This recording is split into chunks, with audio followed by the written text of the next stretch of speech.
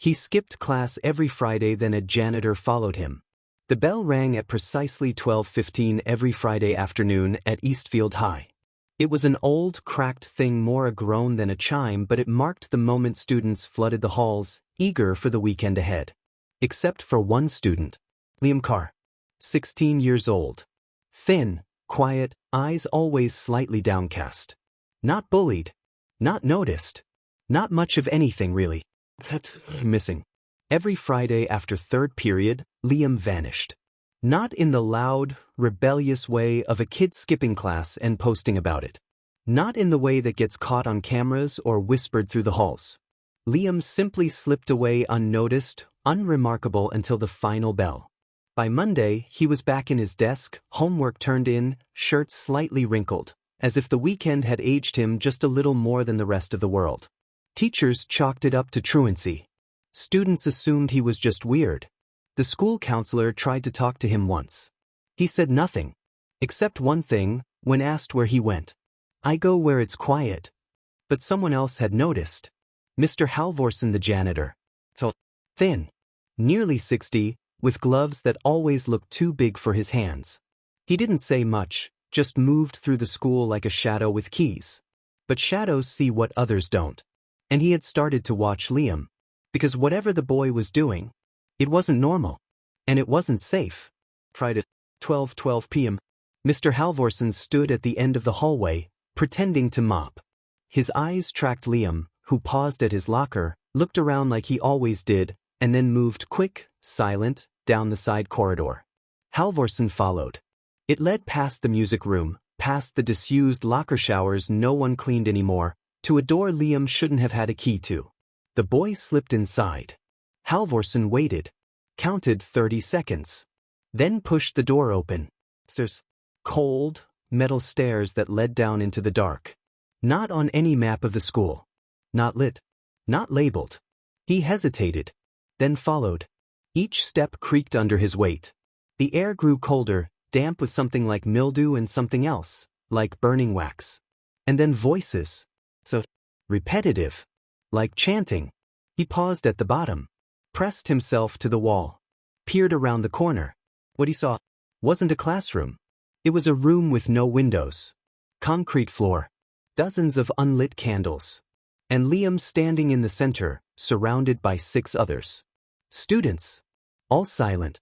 All swaying. Liam's eyes were closed. He muttered words that didn't sound like English. Something about the air felt wrong.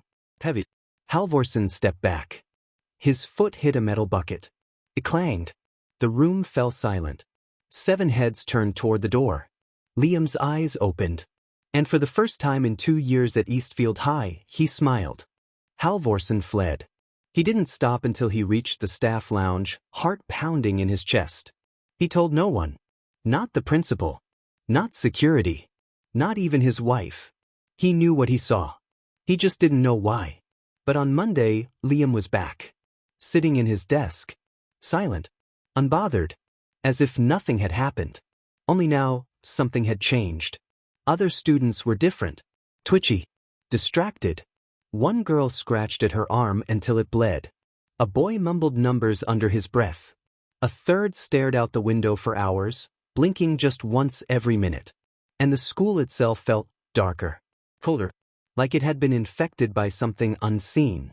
Halvorsen began staying late. Searching. He found old blueprints. The basement Liam entered? It wasn't listed. Instead, it was marked on a much older map dated 1958 as Chamber B.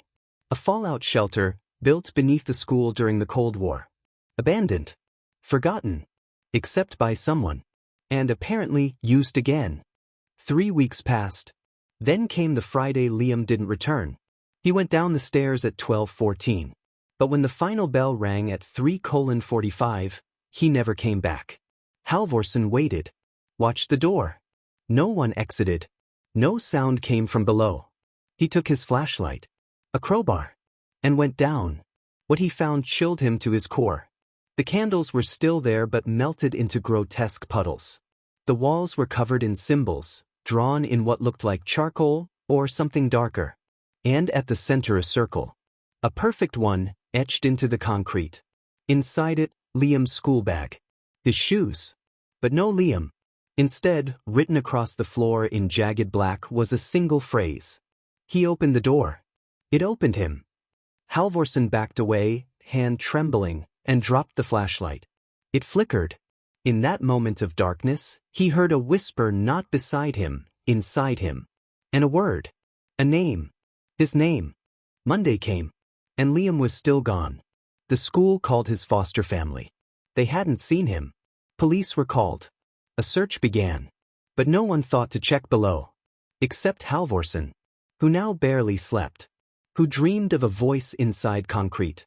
Of cold hands pulling at his thoughts. He looked through the student files. Liam had no past. No medical records before age 10. No photographs before Eastfield. He wasn't even born with that name. One evening, Halvorsen broke into the counselor's office. Dug deeper. And found something buried under a different student's profile. A scan of a newspaper clipping dated 10 years back. Rural cult compound discovered in ashes, no survivors except one boy. The boy was 6. Found alone in the ruins of a fire. Authorities said he was nonverbal. He had no memory of what happened. They placed him in foster care. He was adopted, rehomed, and eventually arrived at Eastfield, where, it seemed, he had remembered everything. 2 weeks later, a substitute filled Liam's seat. The name was gone from the roster. The basement was sealed. The school repainted. Life moved on. But on certain Fridays, students swore they heard something from under the floor. A voice. A hum. And Mr. Halvorsen? He quit. Packed up. Moved away. No goodbyes. But some say he still hears whispers in his sleep. And sometimes, when it's quiet enough, he repeats the words that Liam said the day before he vanished. It's not about skipping class. It's about what waits when the world forgets you exist.